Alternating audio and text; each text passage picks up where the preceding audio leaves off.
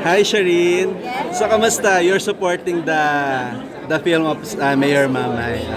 Mayor Marcos Mamay. Mm-mm. So, support na talaga kasi sinabi niya may movie siya. Inuwat kasi ang dami kasi niyang naging servisyo talaga sa kanyang community at sa lahat siyempre as part of the Philippine industry talaga sa nakikita ko naman at pumapunta ako sa lugar niya, nakita ko sa servisyo na talaga mahal na mahal siya ng tao. Kaya yung journey niya, hindi lang kasi sa kanilang lugar siya, like sa servisyo, kundi sa How long na magkakilala kayo ni Mayor? bago na kami na gano'n kasi magkasama kasi kami sa mga awards na hanggang sa meet ko siya, sabi ko, Bisaya, din pala siya. Ayun, and then sabi niya, punta tayo sa lugar ko. So pumunta ako, din pinakanta niya ako doon. At yun, naging friends kami, din pumunta siya sa restaurant namin. Suporta talaga, kahit galing lalang pumuntang lang yung kapag. Nahuli ka lang yata, ikaw dapat yata kakanta ng team song nito. Joke lang. Pero kumanta ko si Gerald Santos. So kung siguro, party siguro kung na-meet ko siya Earlier. So, kamusta ka na ngayon? What do you do now after the successful concert of your anniversary? Okay naman, dyan nag-sign na ako sa ASAP. Nag-register na ako sa Wow. So, dito na talaga. So, dito na ako nag-bibigyan. For good na. So, how was your comeback sa ASAP? Parang di biritan na naman with Regine, with Moira. Parang iba't ibang mga bata din na nakatrabaho ko, yung mga galing sa tawag ng Kamalan. So, masasabi ko, maraming magaling talaga. When was the last time you had your ASAP before ka bumalik? Ilang years ago? Last time that I had also done a concert ako, on the concert, I mean, guesting na ako, it was 2019 sa Bay Area, California. Pero the last time na nag-regular ako was 2010. But before naman, whenever I come here sa Philippines, yung guest talaga sa ASAP, and then they give tribute to me. So, talaga, hindi ako nakakalimutan ng ASAP namin. Kumbaga, gaano ka ka-excited nung bumalik ka, di ba? The first time na, regular na di ba? Nakita ko ulit yung mga nakatrabaho ko before, may mga bago naman, nakahad to introduce myself, na ganito, ako si Ate Sherino, dito ako na. Siyempre, sabi nila, oo naman, kilala ka namin, may ganun ba? Yan, ganun sila, pero syempre ako naman bilang na bumabalik, parang gusto ko na ma-introduce ko ulit yung pangalan ko, si Sherino Reyes, na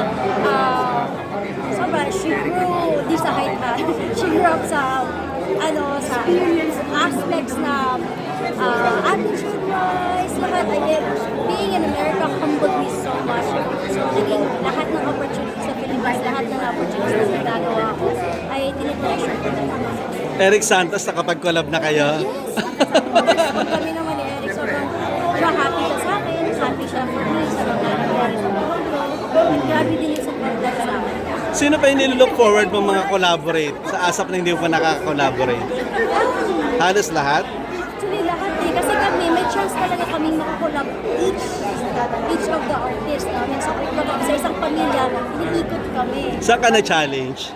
Doon sa lahat ng collaboration mo. Siyempre, with Regine, meron bang may parang na-intimidate pa? May ganun bang factor? Every time, pag si Ate Regine, parang meron pa rin ako hiya factor. Kasi, play na yun So, every time na magko-collab kami, it means so much at naging exciting for me. Sila Moira. Actually, si Moira kasi nakasama ko na, pero yung duet na collaboration, hindi pa. Oh, yun siguro. Sa recording song sa gabi na mag-collaborate. Isang birit tapos isang malumanay na. Kasi actually, hindi naman ako birit lang, diba? Sila Morissette? Ano yung look forward pa aside from ASAP? May concert ako with Morissette. Roy Loretta sa Harana, East meets West. Kumbaga, ito yung may mga puti na artists, like Gondi Muna ng original na kumanta na Complain Out of the Rain. Nakukulab ko na siya sa isang recording outro na register. Pero yung physically na mag-concert kami. Kakantahin niyo together yung Come Out on the Rain. How about yung gusto ko nang bumitaw, yung dalawa kayo? Probably, I don't know Troy, kung anong plano niya talaga. It's either solo or kami dalawa ni Mas maganda talo, para iba naman yung version Yes, nyo, di ibang ba? version talaga to. Invite them. Yes. MJ, sorry kuya. Pa-invite ko na lang siya. Okay, pa-invite. Imbitahan ko po kayo para sa concert ng Troy Loretta Harana East meets West. Siyempre, this coming October 18, 27, and 21. Ito po ay sa New York, sa Hawaii, LA, and Las Vegas. And ASAP? And asa po, every Sunday po, nandun na po ako, regular na po ako. So, yeah. Thank you. I'm sure MJ.